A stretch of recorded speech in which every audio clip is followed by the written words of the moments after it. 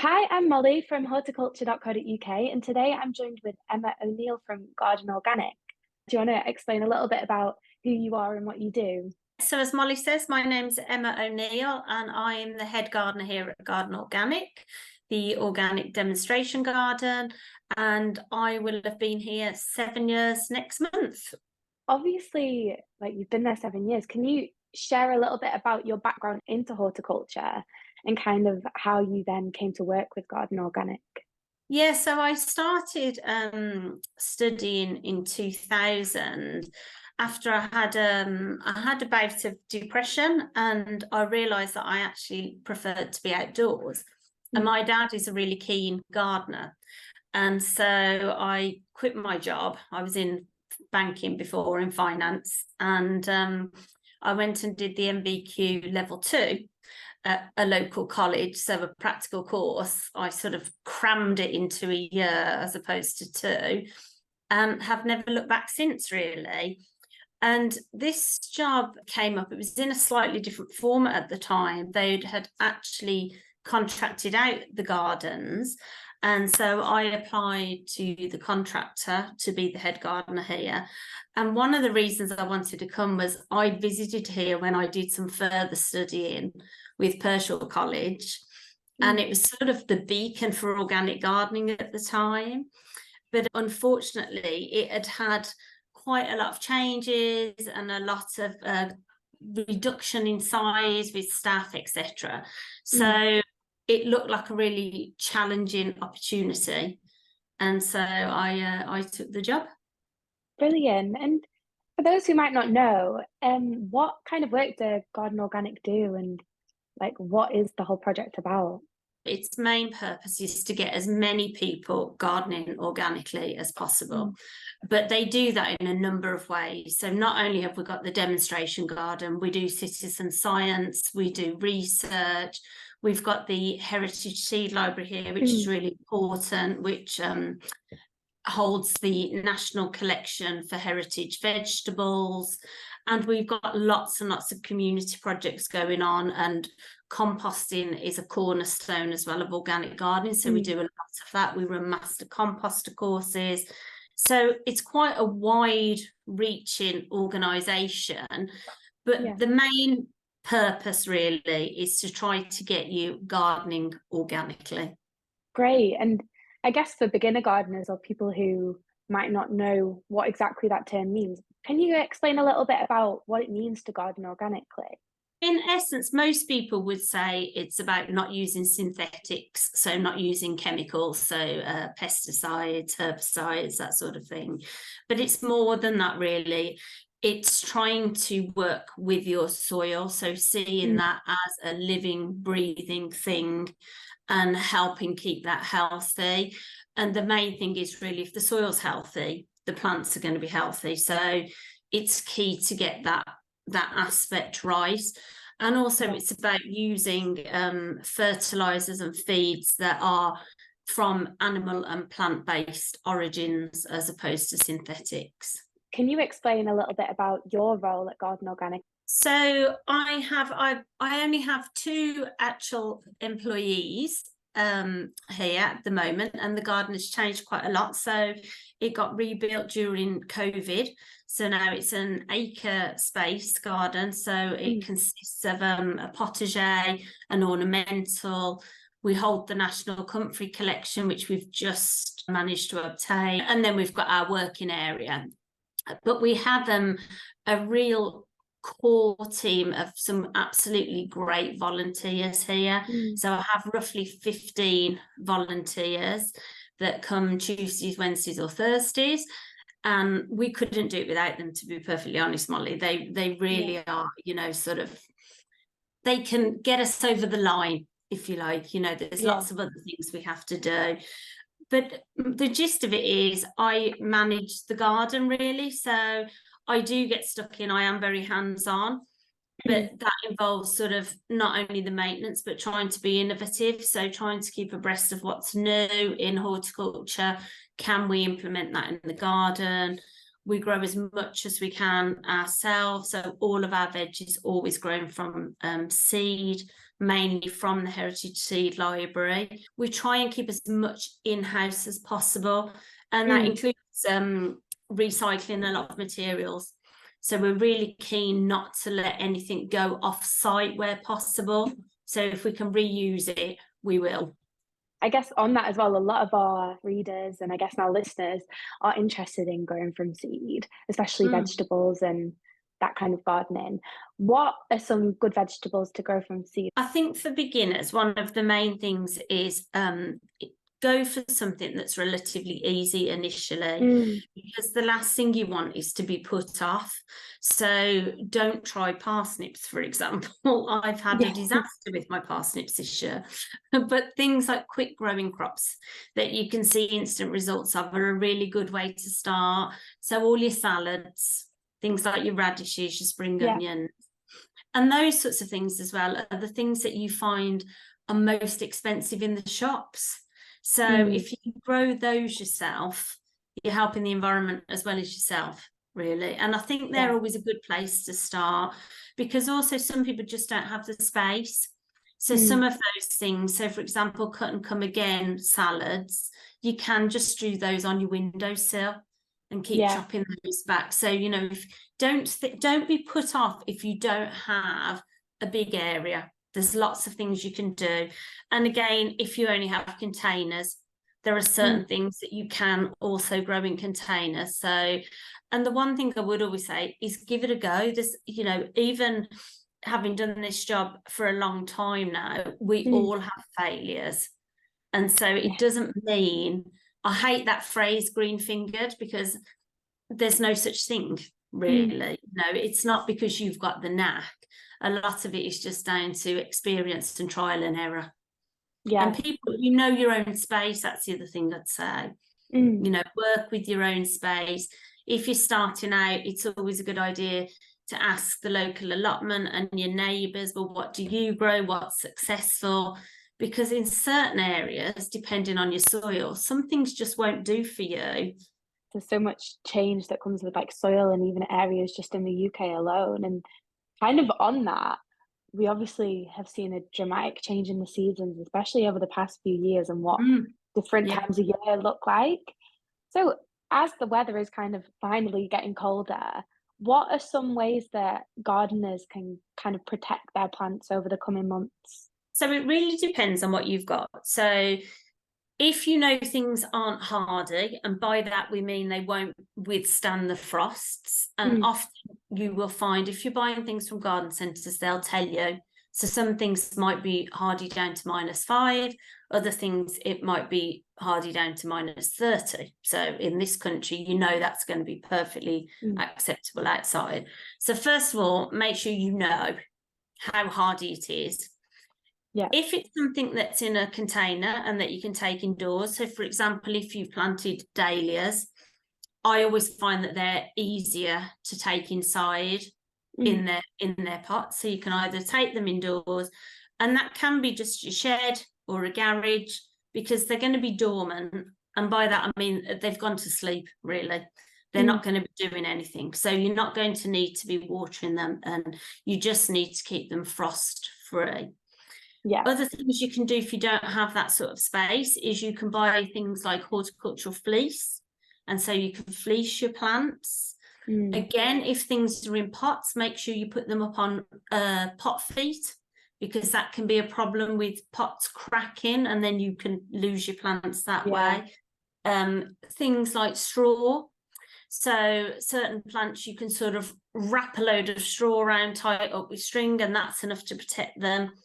And generally just you can, one of the other things is you can mulch them. So you could put a layer of mulch over them, so that could be your own compost, it could just be old spent compost that you've already used, but you're just trying to keep the worst of the weather off them. I often find one of the worst things, to be honest though, is the wet as opposed to the frost. Quite a lot of things. So I mentioned dahlias earlier, and one of the reasons I now take mine in is because I found that they were rotting as opposed to getting frosted.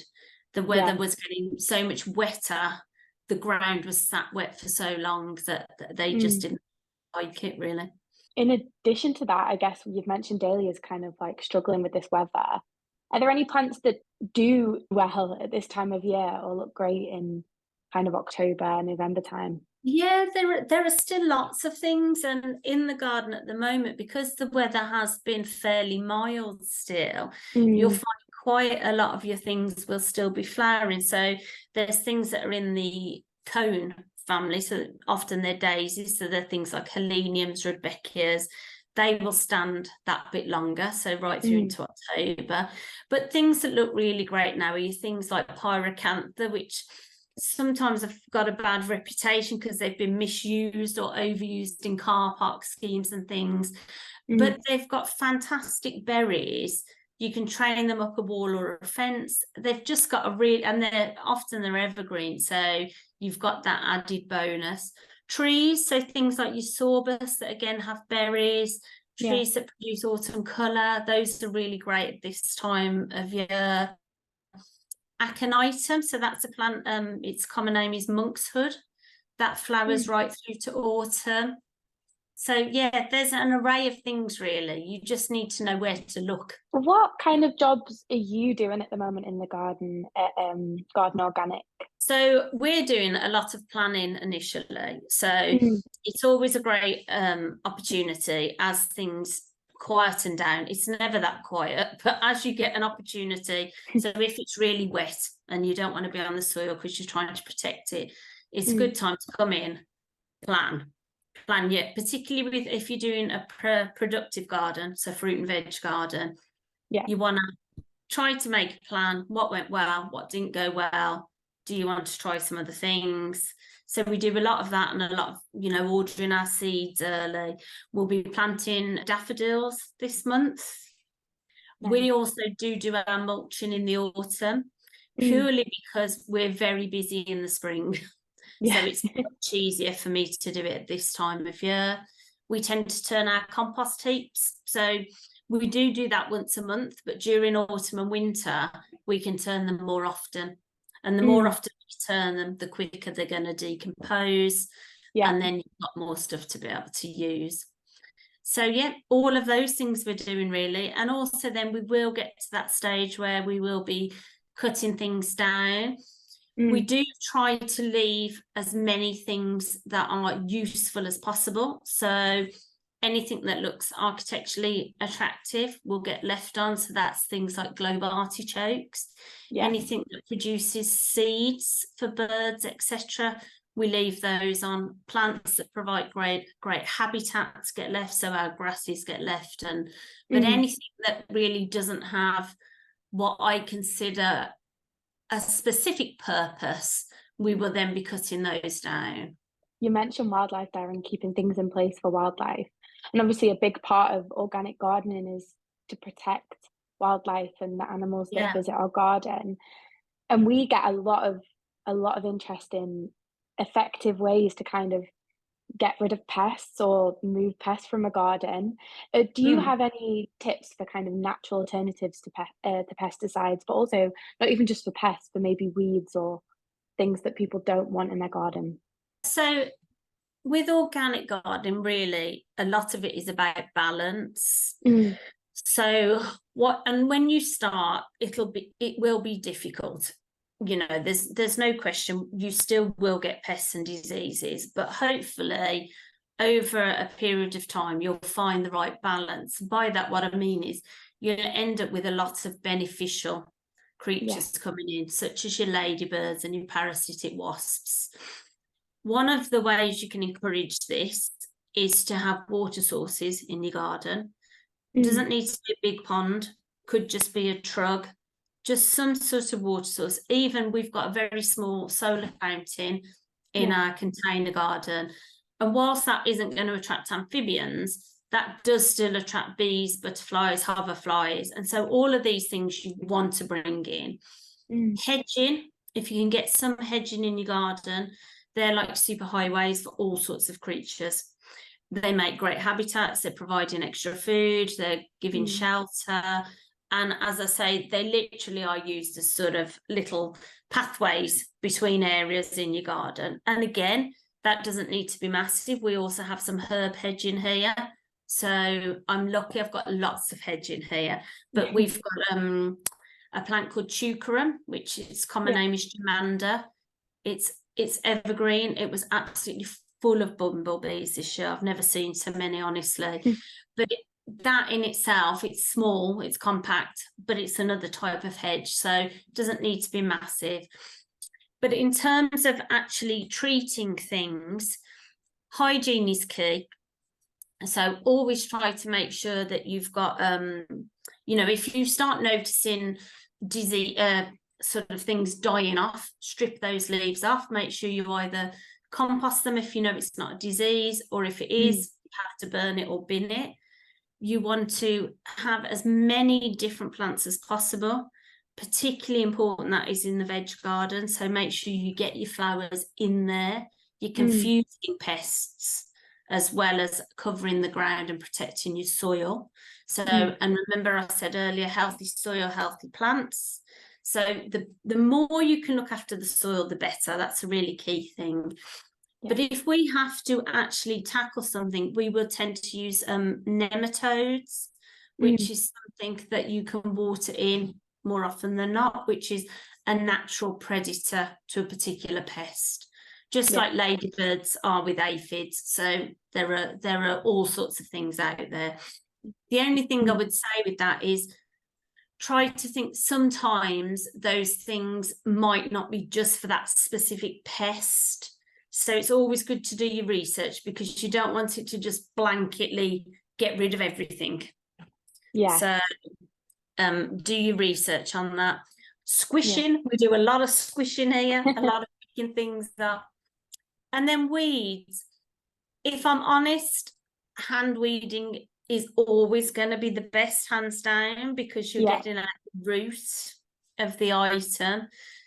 If that's impossible for you, covering it for a period of time, you know, excluding all the light, that will help. Weed burners are quite effective. But again, with a weed burner, you must remember, if it's a pernicious weed, so if it's something like a dandelion, you're only killing the top of that weed. It's good because we are definitely seeing a transition where we're not seeing weeds as these evil things in the garden now, which is really good. You also mentioned composting there. Do you have any tips for gardeners who are looking to create and maintain a healthy compost pile? There's lots and lots of different types of composters. So again, it's always a good idea to select something you know is going to work for you. There's loads of stuff on our website about composting. We are very passionate about all things compost. And there are various things. So there's the bins that I consider the Dalek bins, which you tend to get from the council. There's wooden bins. You can use wormeries and bokashis, which are quite niche things, but might work for you. So firstly, I'd always say research it, see what type of bin you want to go for. Some are going to take a lot more work than others. So if you go for a hot bin system, you need to be feeding that regularly. You need to keep it at a certain temperature. So bear that in mind.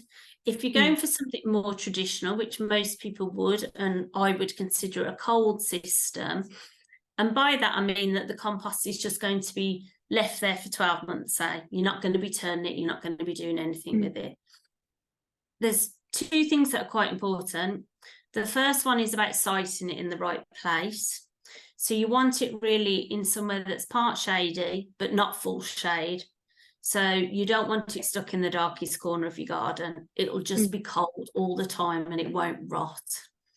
Also, you want to be able to have some rain getting to it, because you don't want it to be bone dry all the time. And the other thing is the mix, getting the mix right. And as a general rule of thumb, you do 50% brown, 50% green. So browns are things like your twigs, anything harder. And your greens are sort of your weeds, you know, your cuttings, dead blooms, those types of things. And one of the other things is the smaller you can chop those things up, the quicker and easier they will decompose. So if you think you're going to put something this chunky in, that's going to take a long time to decompose. So smaller is better. I've never thought about where to site a compost bin before, because you think about that with plants. Well, I think a lot of people do hide them away, and then they do get really cold. And also you want to think about the access. So you want to be able to get to it with ease. Where I live now, the previous owner had sited it in a corner that was straight for all the flower bed, and so I could never get to it without squashing everything. So and now you can make them pretty. Here we've got planters attached to our heaps so that you've got something, you know, so they don't all have to be just ugly, I suppose. I try to think about the benefits, you know, and so look at it in a positive light. Do you have any kind of exciting projects coming up with the Garden Organic that you'd like to share? Yeah, so there's one or two things. So I mentioned earlier, we've just got we've just been awarded the National Comfrey status. So we're going to be doing lots more signage to do with that, and hopefully getting more of those plants to widen the collection. We're hoping to build another show garden this year. So we did one last year at Gardeners World live in Birmingham, so we're hoping to do that again this year. And one of the other things that's probably the most important thing that's happening is our Heritage Seed Library are going to be publishing their new seed list soon. So if anybody wants to get their hands on some heritage veg, go to the site and sign up as a member, and then you can get some seeds, some unusual veg to try out.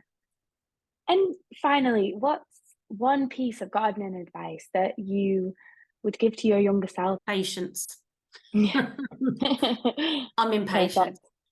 Yeah, I'm very impatient. I remember when I first started, it was the first time I was growing some produce, and I sowed some carrots, and I sowed the carrots according to the packet, and these carrots did nothing.